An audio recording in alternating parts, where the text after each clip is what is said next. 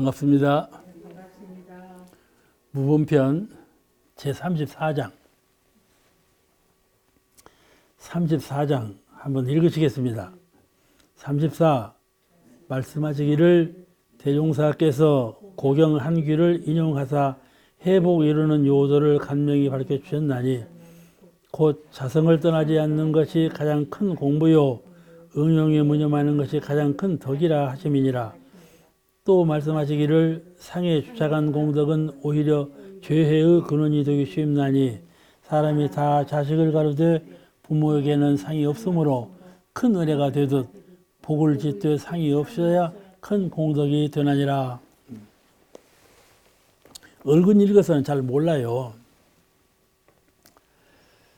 불법이 공부가 어려운 것 같지만은 사실은 해고 보면 쉬워.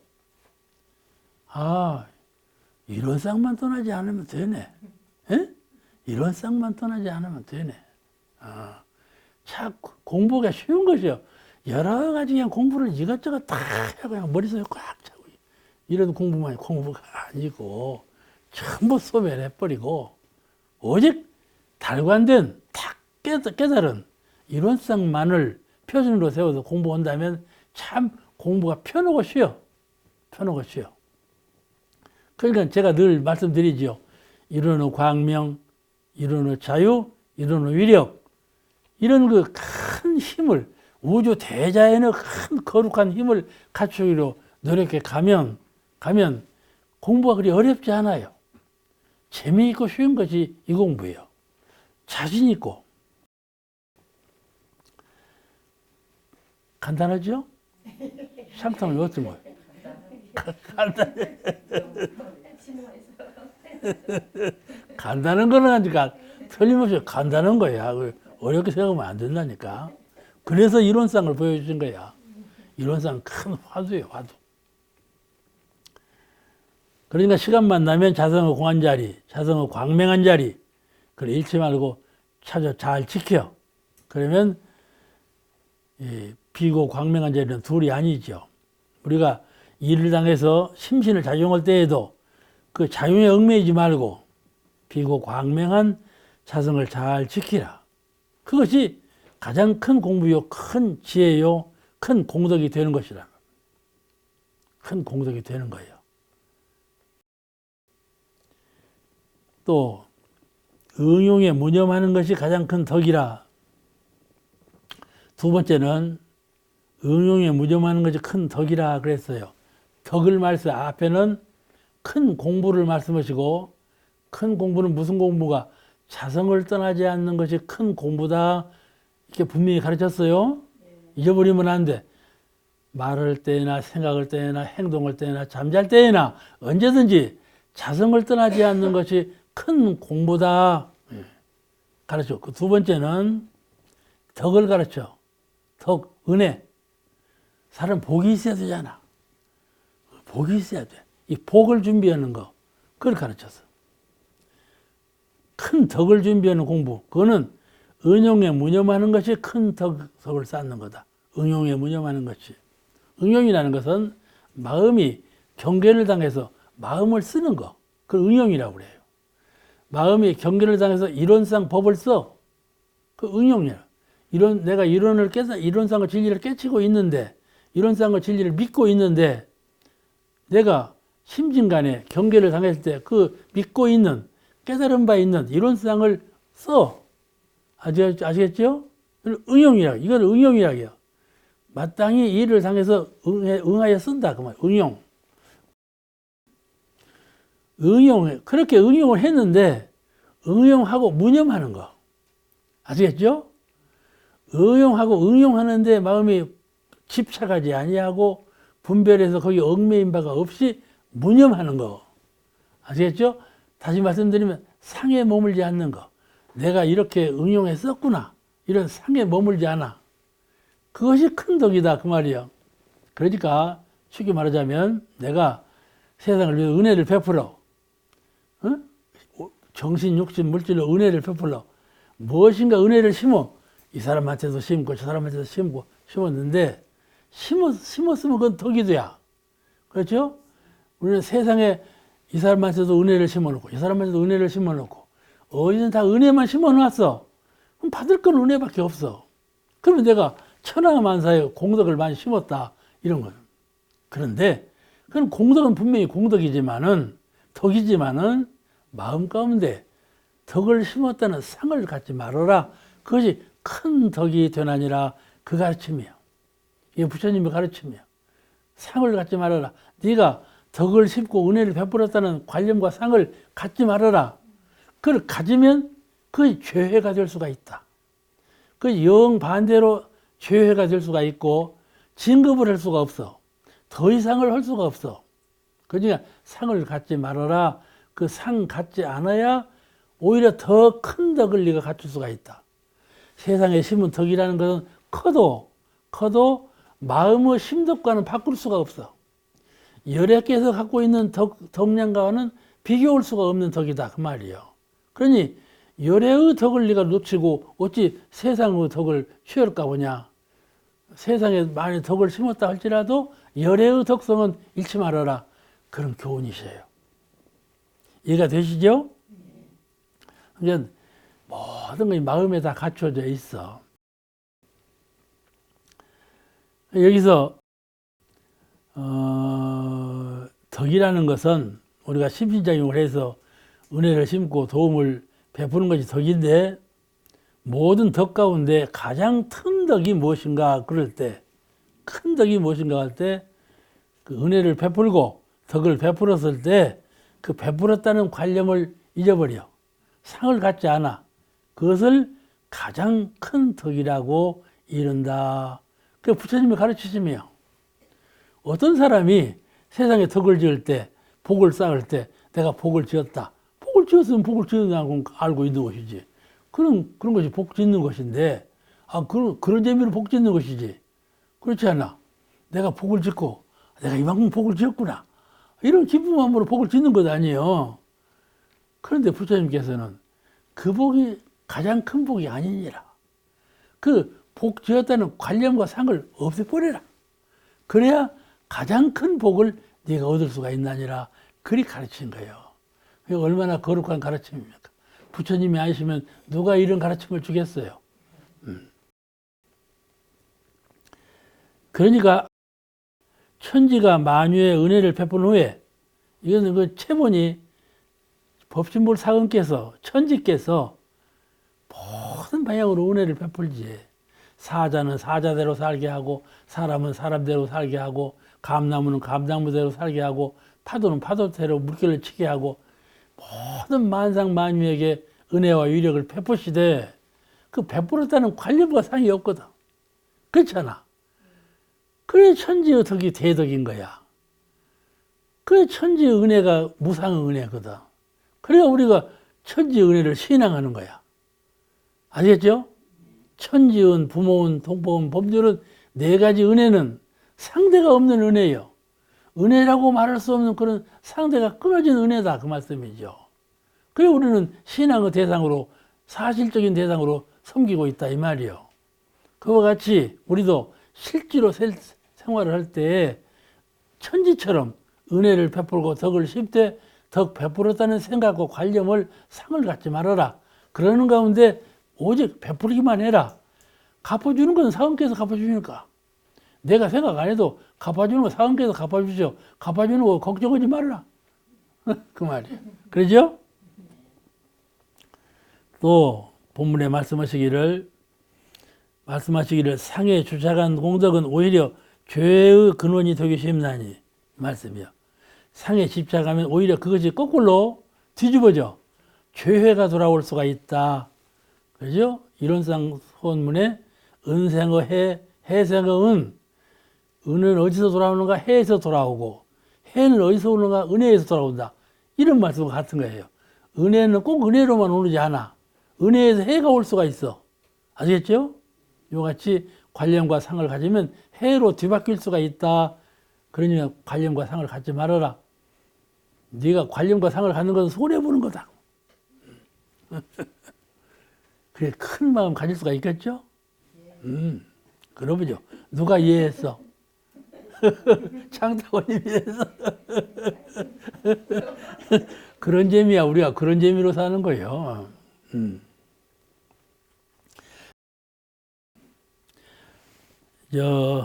하늘에 무지개가 피지 않아? 하늘에 총부는요, 밤에 비가 오지 않아? 새벽에 싹 해. 그럴 때가 있어. 그래갖고 저 미륵산에서 해가 솟아. 그럴 때가 있어요. 밤에 비가 왔는데 새벽에 개고 미륵산에서 해가 뜰 때가 있다니까. 그럴 때 저쪽으로 가면 틀림없이 무지개가 떴어. 요즘에는 무지개 안 뜬다고 하지 말어. 무지개 떠도 못 보는 거예요. 그런 기회에 가서 보면 떴거든. 그러면 무지개 색깔. 무지개가 동그라마지 않아. 동그라미요, 무지개는. 근데 그 무지개가 무슨 뜻을 갖고 있는가 하면은 선악간에 지은 바, 선악간에 너희가 지으면 지은 바대로 내가 갚아주리라. 이런 약속의 도장이에요. 아시겠죠? 천지께서 무지개로 도장을 찍었는데 무슨 도장인가 하면 너그 선악간에 지은 바대로 다 내가 갚아주겠다. 너가 걱정하지 않아도 돼. 아시겠죠? 선을 지은 거 걱정하지 근심하지 않아도 돼. 선을 지으면 그냥 놓아버려라. 그 도장을 찍으셨다니까. 우리 정신과 육신은 본래 소모품이에요. 나누지 않으면 저절로 사라져. 소모품이라는 것은 꽉 쥐고 있으면 사라져버려. 주먹으로 꽉 쥐어봐봐. 일이 다 새 나가버려. 안 쥐어져. 그러니까는 나눠야 돼. 우리는 본래 무소유예요. 그래서 무소유라고 해. 그거 보고 소유한 바가 없어. 한 물건도 소유한 바가 없는데 이거 내 거 하고 소유하면 그것이 고착된 분별심이고 주착심이라. 손해만 보죠. 뭐더러 쥐고 앉아서 손해를 봐. 활용을 해. 그래갖고 수도이지 나는 마음이 비었다. 그걸 다른 사람한테 보여주려고 자기 방에 아무것도 쓰지 않아. 그냥 싹 때려 치워버렸어. 그럼 물 마실 때 물을 마실 수가 있는가? 그렇죠? 뭘 쓸 때 쓸 물건이 없잖아. 안 두었으니까. 싹 비워버렸으니까. 얼마나 불편해. 그러죠? 그러니까 물건이 방 안에 가득 찼다고 해서 그 마음이 가득 찬 건 아니다. 그 말이야. 또 물건이 방 안에 텅 비었다고 해서 그분이 마음이 빈 것은 아니다. 그 말이요. 아시겠죠? 방 안에 물건을 하나도 안 두고 살아도 얼마나 꼼장이 노릇을 많이 하는 사람이 얼마나 많다고요. 마음을 비워야지. 마음을 비워야 돼.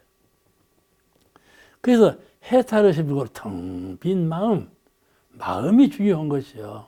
물건은 아무리 비우려고 해도 비울 수가 없어. 물건은 본래 허공과 지상에 꽉 찼어. 바늘로 찌를 수가 없어요. 물건은 꽉 차버린 거예요. 내가 비운다고 비워지가지? 그렇지 않아요? 내가 물건을 비운다고 비워지나? 물건을 꽉 차버린 거야. 마음을 비워야지. 마음을 비워야 해요. 그러면 마음을 비우면 그 빈 마음으로 모든 것을 이뤄낼 수가 있는 것이죠.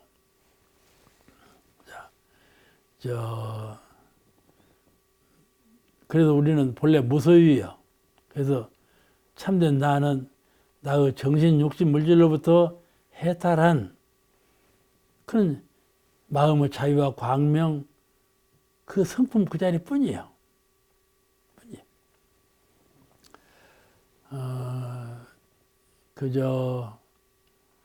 내가 그 얘기 했는가 몰라. 하버드 대학 교수가 7년간 인간의 행복이란 무엇인가 하고 연구해봤대. 해보니까 인간의 행복은 물질도 아니고, 물질을 많이 소유한 것도 아니고, 높은 권력도 아니고, 무엇이든 자기가 많이 소유하고 그것을 행복으로 삼을 수가 없어. 그런 건 다 허망하게 사라져버리는데. 그러면 사람이 소유한 것은 나중에 다 해버리는 건 마침내는 다 없어져버리고 불행한 것 아니냐. 마침내 안 가져갈 수가 없으니까. 그럼 불행한 것 아니냐. 그렇게 봤다는 거예요. 그래서 인간의 행복은 무엇일까? 연구해 보니까 결국은 인간의 행복은 관계에 있구나. 이렇게 결론을 내렸대. 관계. 이 사람하고 나하고 관계. 사은과 나하고 관계. 이론상과 나하고 관계. 허공과 나하고 관계. 그 관계에 행복이 있다. 이것이 사은의 은혜 윤리 관계예요. 사은의 윤리가 관계 원리요. 천지와 부모와 동포 법률이 서로 은혜의 윤리로 관계를 이루었다. 관계 윤리거든. 이분이 아마 도를 성취했던가 봐. 관계에 있다. 무엇인데 나와 저와 관계 맺는 그 자리에 신법을 잘 쓰면 그 자리에 행복이 있다. 그거예요. 그리고 이분 말은 그러므로 여러 사람을 관계하는 것만이 행복이 아니다. 단 두 사람일지라도, 두 관계일지라도 그 관계가 가장 은혜롭고 원만한 그것이 행복이다. 이렇게 보았어. 그 좋은 말이죠? 매우 좋은 말이라고 생각을 해요. 그 사운의 윤리를 꿰뚫어 본 말이라고 나는 생각을 해요. 이와 같이 인간의 행복이라는 건 서로 주고받는 관계 원리 속에 있어. 이것이 원불교 그 사운 윤리 관계에서 소통되는 그 표현인데, 표현이야. 그러니까, 그냥 아집으로 그냥 갖고 있으라고 말고 주었다는 상을 갖지 말고, 그러면 더 큰 덕이 된다. 더 큰 덕이 된다. 이게 신앙이요. 신앙을 할 때 많은 복을 지켰더니 사원께서 나에게 더 많은 복을 주십시오. 복 받기 위해서 신앙을 하는 그런 분이 참 많아. 신앙의 본질이요. 그럴 때 내가 많이 수용함으로써 복을 받았다 이런 관념을 갖지 말고 늘 배려하고 나누고 주고받는 속에서 그 마음을 비우라. 주었다는 관념에 집착하지 말고 받는 것은 문제가 아니고 주었을 때요. 심었을 때 그런 마음에 집착하지 말고 상을 갖지 아니하면 그것이 큰 덕이 되고 은혜가 된다. 그런 가르침. 이것이 믿음이요. 보훈하는 것은 사은님께서 하실 일이야. 이게 믿음이요. 내가 지은 바는 반드시 사은님께서 보답해 주신다. 이걸 믿으면 그건 다 잊어버린단 말이에요. 사은께서 보답해 주실 것인데 내가 무슨 걱정할 것이 뭐 있어. 그게 진실한 믿음이에요. 지으면 지은 대로 받는다고 하는 것이 진실한 믿음이다. 그 말이에요. 그러므로 이런 믿음이 있는 분은 관념과 상을 갖지 않아. 뭐더러 일부러 관념을 갖고 생각을 가져가지고 이 무거운 짐을 지고 있냔 말이에요. 탁 비워버리지. 비워버린 자리. 이 자리에서 원반성.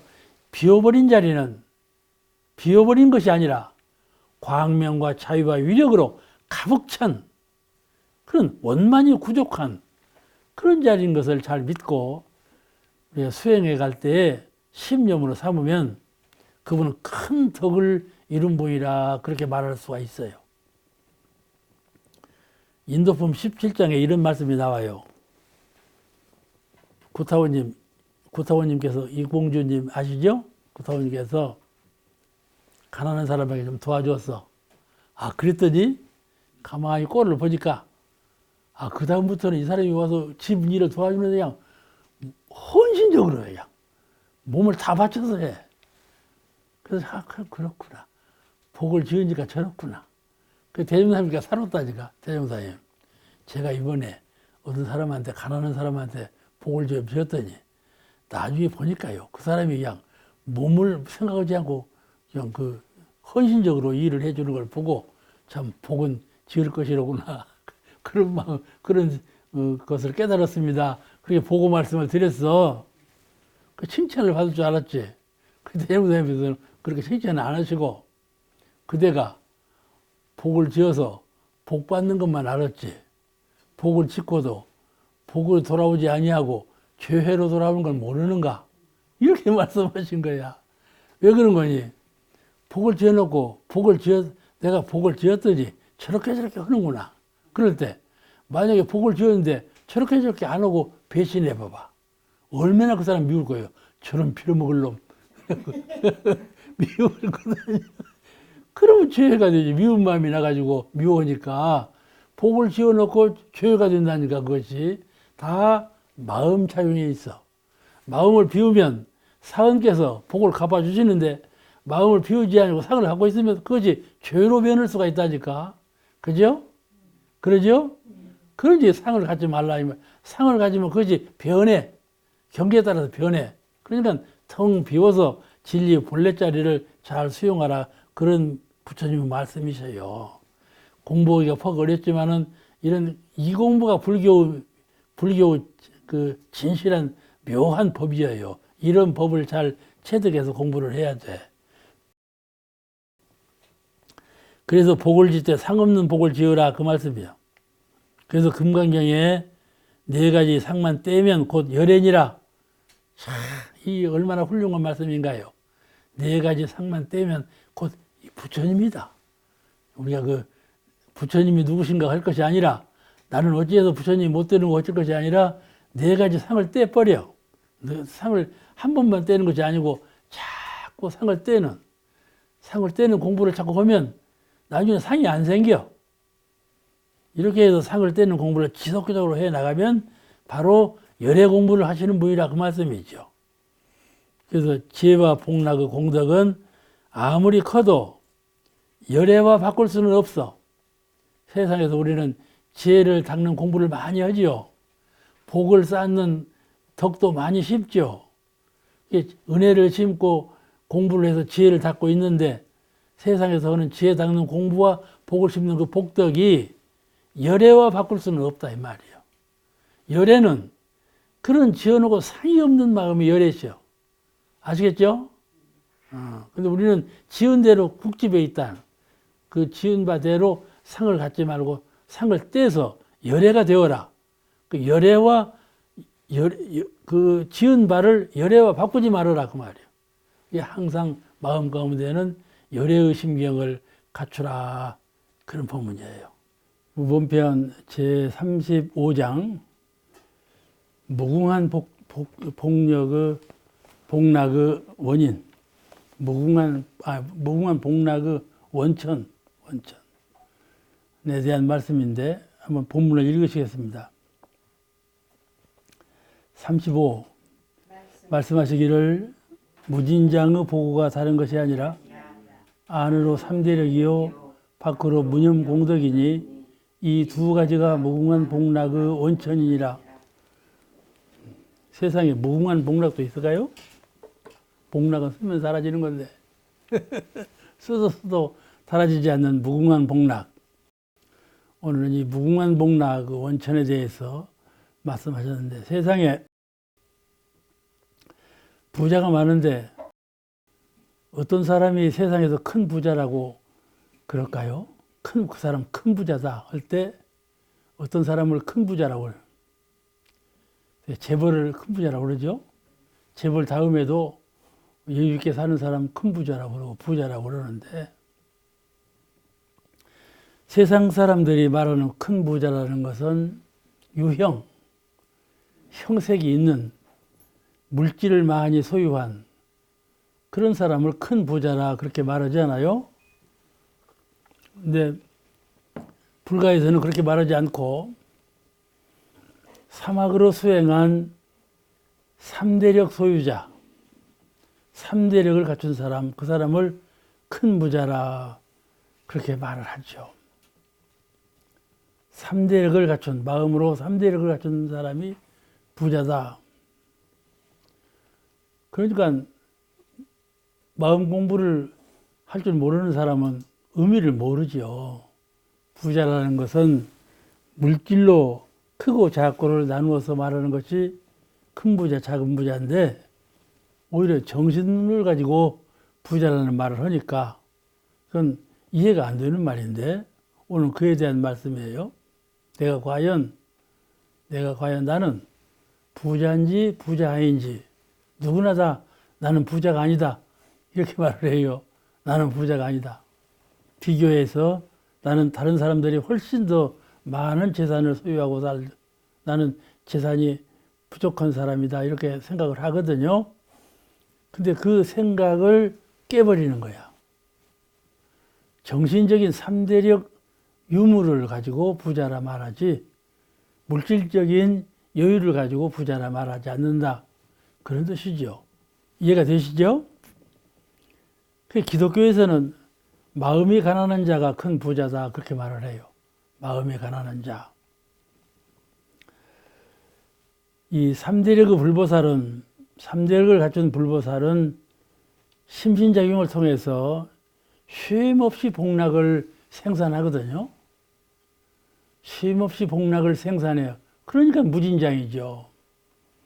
이미 정해진 부라는 것은 쓰면 닳아져 버리고 소멸되는 것이 부인데 자꾸 늘 생산만 하고 있으면 그것이 더 큰 부자가 아니겠어요? 그러니까 부를 생산하는 원동력은 3대력이기 때문에 마음의 3대력을 갖춘 사람이 큰 부자라 그렇게 말을 하는 것이죠. 그건 무궁한 복락의 원천이라고 그래요. 그거 보고 무궁한 복락의 원천. 이 생수가 땅에서 솟아나는 것처럼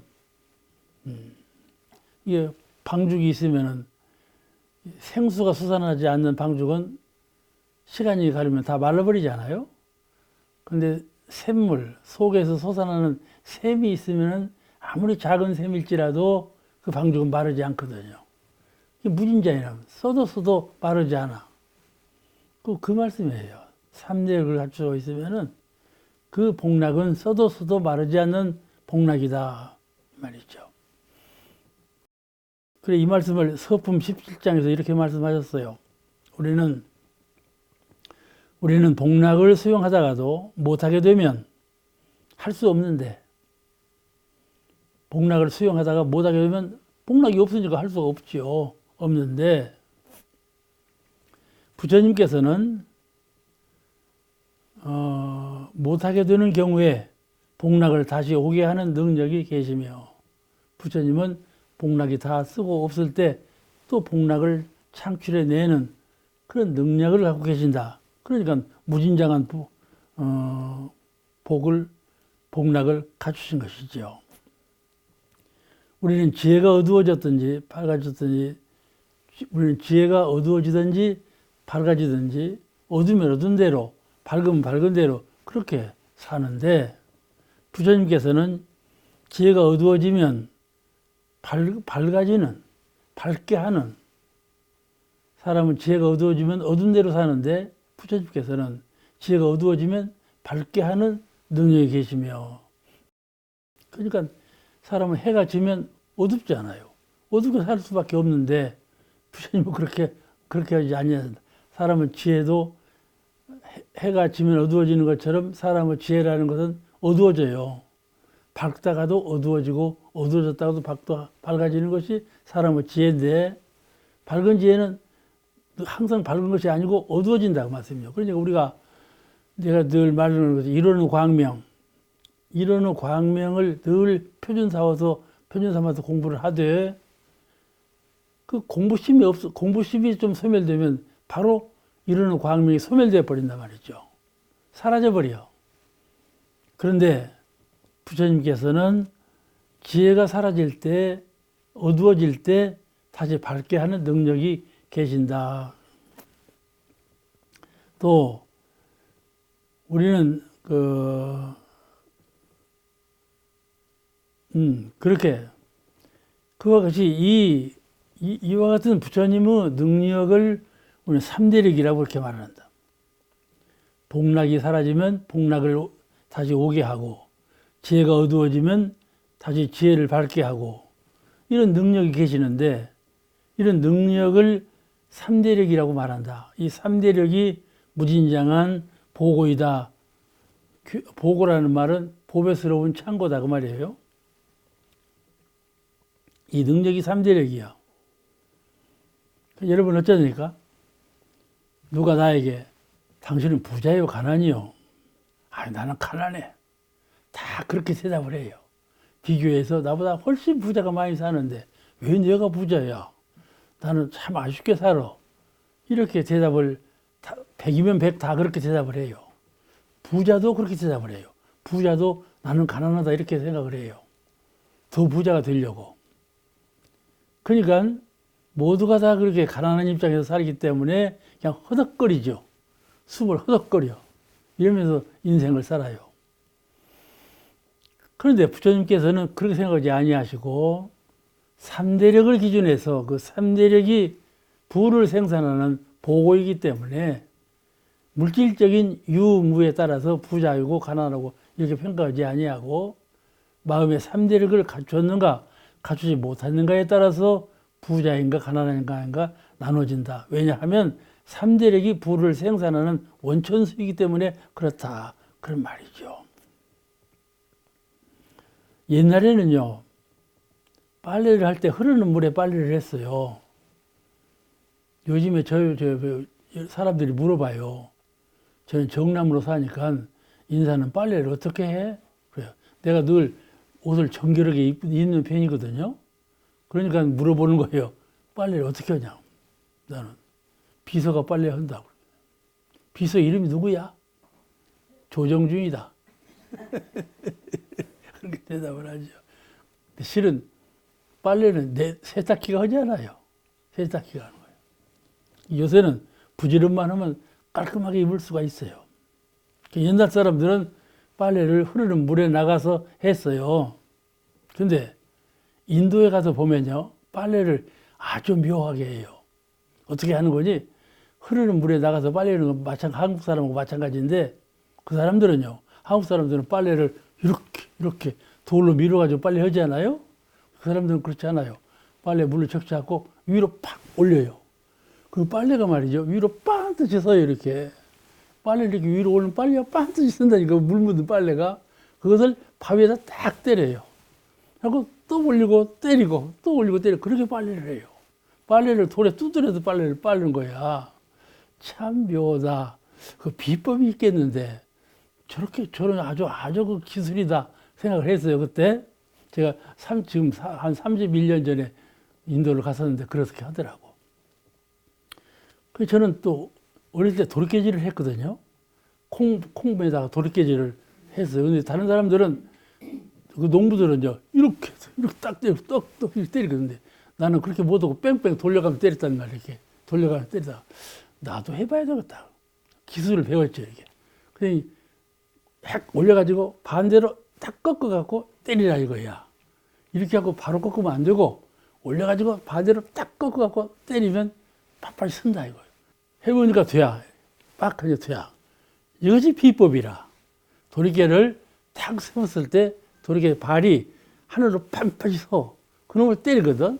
그럼 빠르게 딱 때려지거든요. 이것이 그 도리깨질의 비법이야. 그처럼 인도 여인이 빨래를 할 때 물 묻은 빨래가 반듯이 쓰는 것은 그런 비법이 있단 말이죠. 그러죠? 무엇이든 비법이 있어. 그 비법을 잘 알아내야 돼. 어떤 마을에 빨래를 깨끗이 하는 여인이 있었어. 동네 사람들이 당신은 어떻게 해서 빨래를 그렇게 깨끗하게 빱니까? 물어봤어. 안 가르쳐줘. 죽을 때까지도 안 가르쳐줘. 나중에 죽을 때 이제 돌아가시게 생겼어. 빨래를 어떻게 이렇게 깨끗이 빨았어? 그러니까 뭐라고 죽기 전에 뽀도독 그러더래. 뽀도독. 무슨 말인가 했더니 빨래를 짤 때 뽀도독 소리가 나도록 짜라. 그러면 빨래가 깨끗하다. 그런 말이요. 그처럼 비법이 있다니까. 모든 일은 비법이 있어.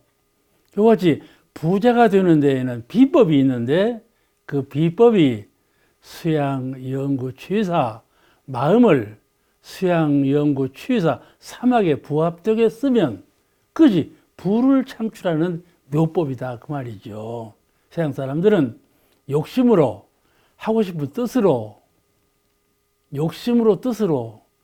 이 게으름 피우지 않는 부지런함으로 돈을 보고 부자가 되는데 부처님은 사막으로 돈을 번다 그 말씀이죠. 그것이 원천수요. 중생들이 돈을 부는 상대자가 미워해. 그렇게 돈을 버는 상대가 미워해.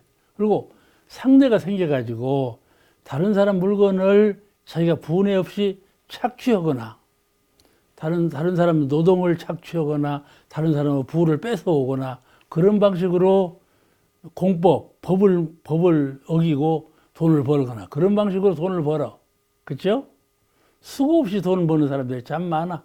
요즘 세상은. 그런데 사막으로 돈을 버는 부처님은 이 무진장의 보고라. 써도 닳지 않는 그런 보고다. 아시겠죠? 그걸 믿어야 돼. 물질적인 풍요라 하는 것은 반드시 마음을 작용할 때 수양, 연구, 취사의 이 시법에 의해서 물질을 취사하면 그 물질이 모두가 다 복락으로 돌아온다. 바깥 경계가 모두가 다 부로 돌아온다. 그 원리. 그걸 잘 이용하시면은 그분은 닳지 않는 무진장한 보고를 갖고 있는 것이다. 그런 말씀이에요. 이해가 되시죠? 그냥 부를 부러워할 것이 없어. 사막으로 마음을 쓰느냐 안 쓰느냐 그것을 표준 삼아서 부러워해야지 물질적인 부를 부러워할 것은 없다 그 말이죠. 본문에 이렇게 말씀하셨어요. 본문에 무진장의 보고가 다른 것이 아니라 안으로 삼대력이요, 보고가 다른 것이 아니라 안으로. 이게 안으로라는 말은 나에 있어 내 안은 뭐가 있어? 마음이죠. 마음으로 삼대력을 갖고 있는 것이요. 그 말씀이요. 무진장의 보고가 다른 것이 아니라 안으로 삼대력이요. 밖으로 무념공덕이니 밖으로는 경계를 대해서 생활하는 것이 밖인데 경계를 대해서 마음을 쓸 때 무념 은혜를 베풀었다는 관념을 갖지 않아. 아시겠죠? 또 무엇을 베풀 때에도 내가 너에게 준다 이런 딱 부러진 마음을 갖고 하지 아니하고 주면서도 무심으로 줘. 사람이 그럴 수가 있을까요? 없어요. 요새 사람들은요 10원 한 장을 주면서도 다음에 100원으로 갚아? 이렇게 주지요.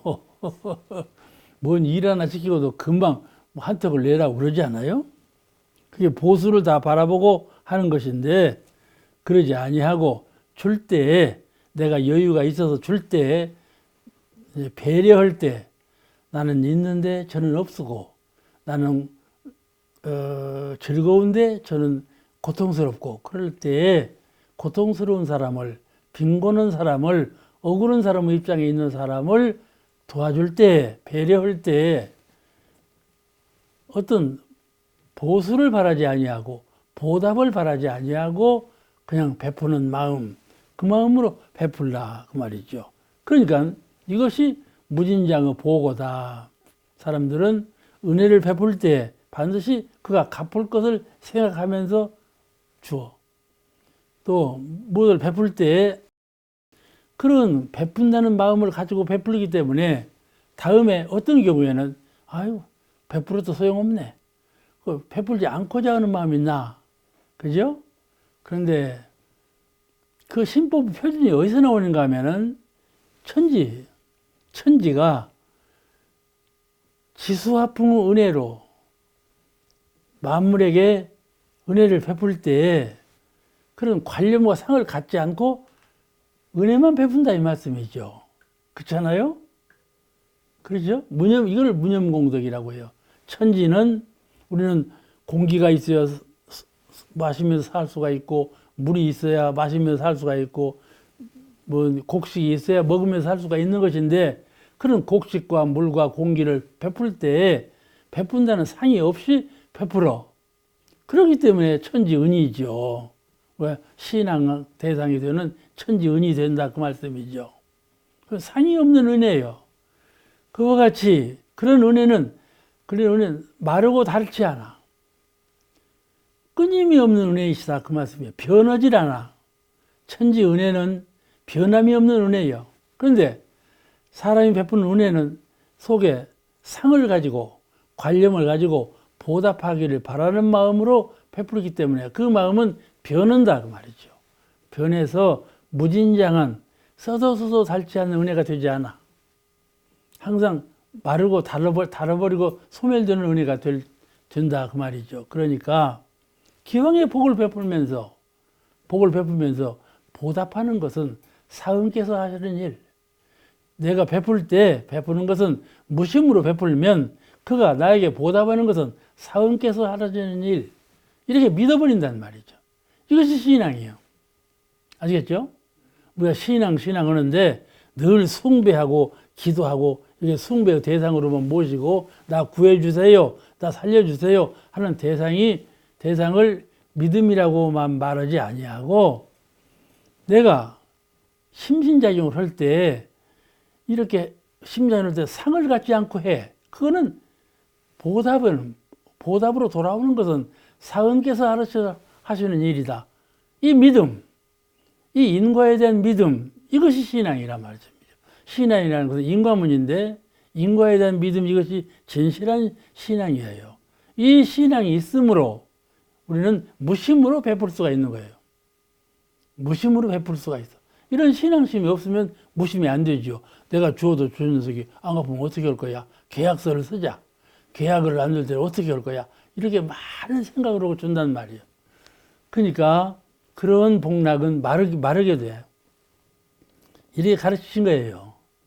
부처님은 이렇게 하신다. 우리가 상상도 못할 부처님을 존경하고 신봉하고 있는데 부처님의 신법은 그러시다. 그 신법을 배우는 것이죠. 그렇지 않아요? 우리가 못할 것 같은데, 아이고, 해도 허망할 것 같은데, 그렇지가 않아요. 잘 명상해 보면 그같이 큰 은혜가 없고, 그같이 진실한 믿음이 없다는 것을 깨닫게 돼요.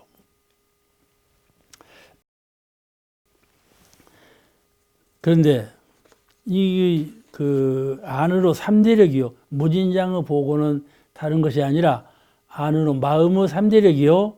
밖으로 심신작용할 때 무념공덕이라 생각 없이 베푸는 거. 또 나중에 갚어? 이런 생각 없이 그냥 갚아주는 거. 그냥 배려해주고 도와주는 거. 이것이 무진장의 보고다.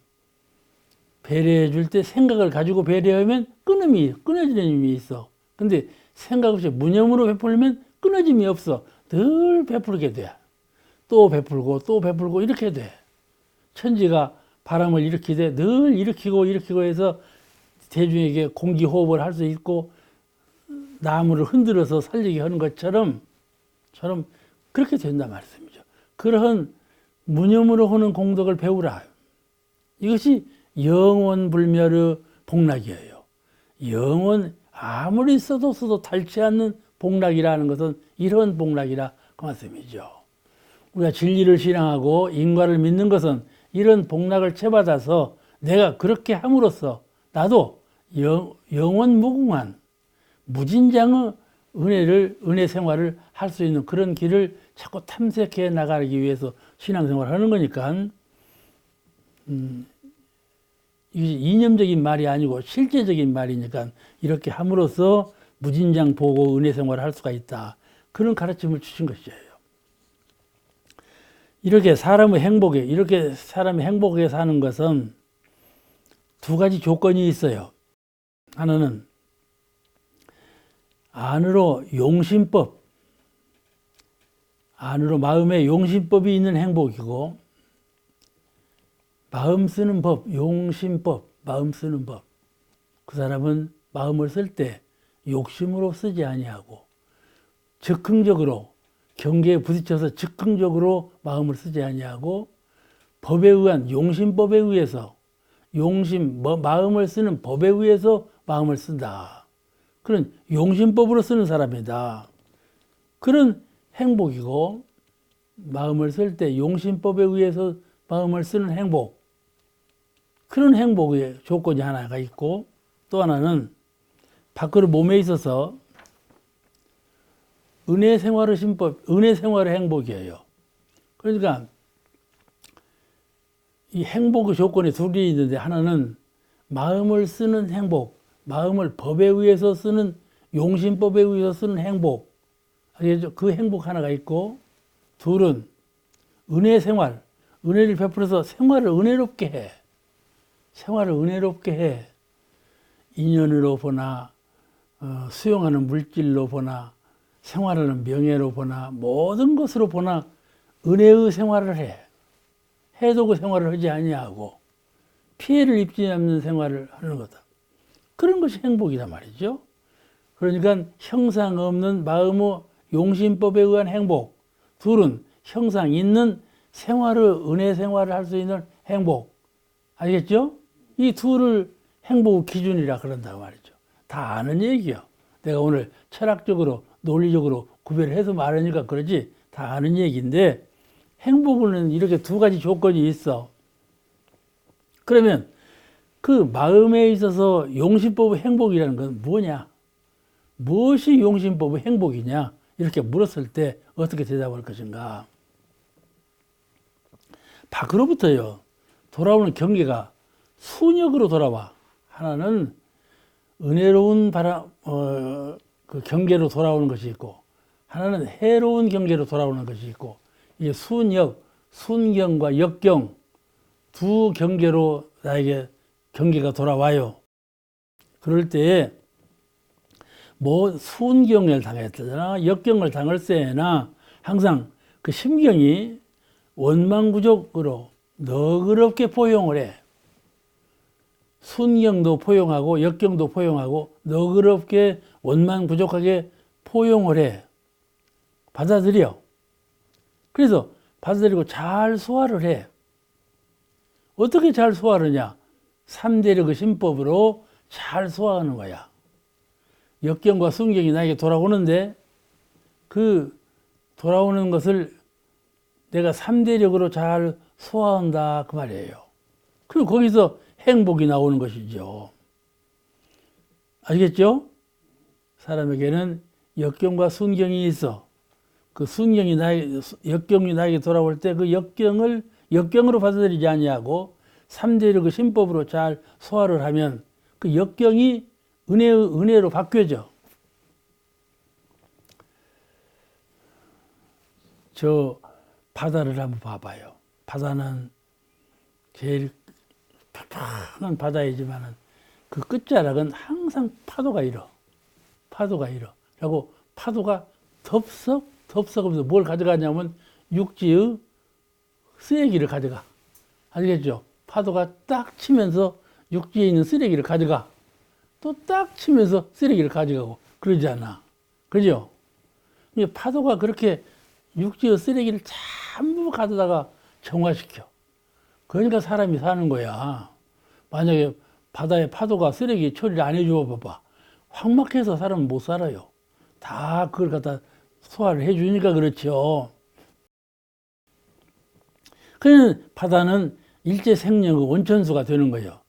사람이 어디서 모여 살았는 거지 전부 강줄기에 살았어요. 산에서는 안 살았어요. 물 강줄기에서 그래서 문명이 발달했죠. 간지스 문명, 뭔 문명 어떻게 다 강가에서 문명이 발달하고 사람이 거기 모여 살았단 말이에요. 그럼 왜냐하면 물의 은혜가 있기 때문에 물 없이는 살 수가 없기 때문에 그래요. 근데 그 바다가 물이잖아요. 바다는 무슨 작용을 하냐면 인간이 쓰고 쓰레기를 전부 가져다가 정화시키는 작용을 바다가 하고 있다니까요. 그러니까 살지요. 저 산을 봐요. 산은 말이죠. 사람들이 늘 막 짓밟아요. 막 짓밟아. 짓밟아. 그래서 그런 것을 짓밟아도 그 흙과 초목들이 전부 받아들이잖아요. 짓밟아 놓은 것을 다 받아들여요. 그것도 흙과 초목이 산은 흙과 초목이니까요. 다 받아들여서 그걸 거름으로 삼고 전부 그걸 정화시켜주고 있거든요. 그래가지고 거기서 맑은 바람이 나오거든. 바다는 맑은 물을 내놓고 산은 맑은 바람을 내놓는단 말이죠. 그래서 사람이 살지 않아요. 그 은혜로. 그같이 폭이 넓어. 바다나 산은 이게 다 원만하게 전부 폭이 넓게 거둬들여.